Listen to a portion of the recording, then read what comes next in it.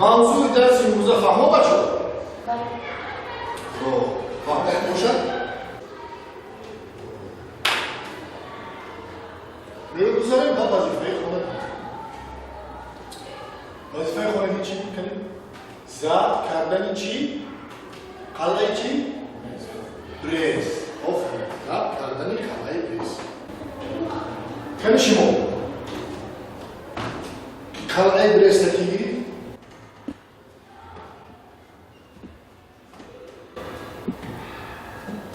من گرفتم من اینجا شما نفهمید وظیفه خانگی موضوع درس گذاشته ضبط کردن قلعه برس قلعه برس تکیگیری من ندیدم من اینجا نگرفتم شما هم طرف نفهمیده است من موضوع سوال دارم که موضوع درسی گذاشته ضبط کردن قلعه برس من سوال دارم که قلعه برس تکیگیری کنی قلعه برس تکیگیری من نگرفتم من اینجا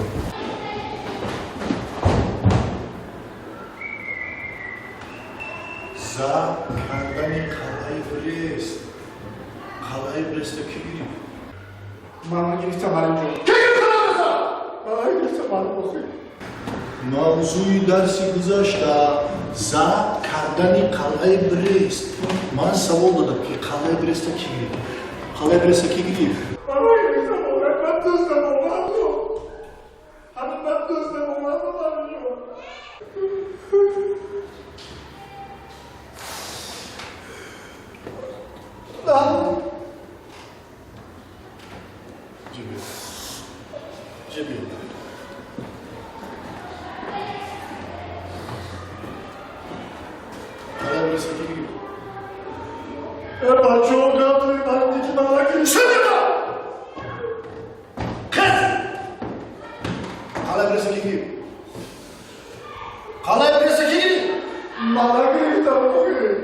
گیر دفتر تو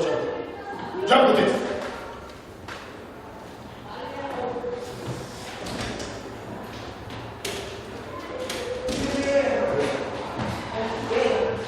یادم که سلمان جا نجوه من حوضی بگیر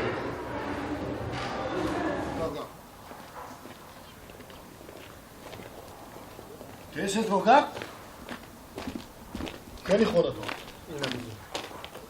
همین؟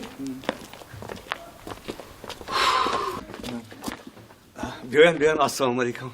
نازستین تینجستین شکر رحمت بیاین خونه داره نه رحمت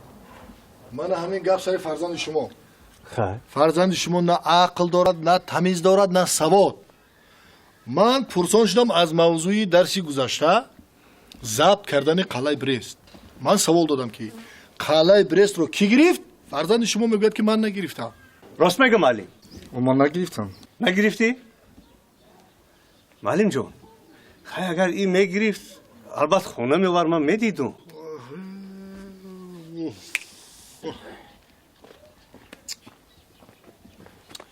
اکا صالح جان السلام علیکم و علیکم السلام مهمان جان نغزی خندات بزن صالح جان نغزی شکر رحمت دانشجو چه خیلی ناز بابا خندات بزن نازسته بابا تینجسته شکر خدا رحمت صالح جان اون مهمان رو در بیرون من کردی خانه نمیدرانی دعوت کرده نه بابا جان رحمت گپ سری فرزند همین برادر میرود همین دانشجو من آخه همین دانشجو شما من سوال دادم که قلعه برست رو کی گرفت بسیار سوال خوب این کس گفتن که من نگرفتم من گرفته آوردم پیش پدرشون گفتم که فرزند شما به سواد به عقل به تمیز سواد ندارد پدرشون میگوید که اگر میگرفت خیلی میآورد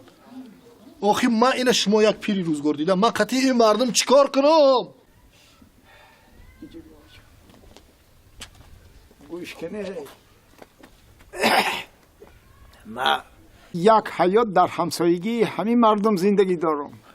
من فعل و فعال این مردم خوب میدونم گوش کن زب آدمای قطعی سر کار گرفتی آی مردم یک چی تکی گرفتن دیگه گشت نمیتین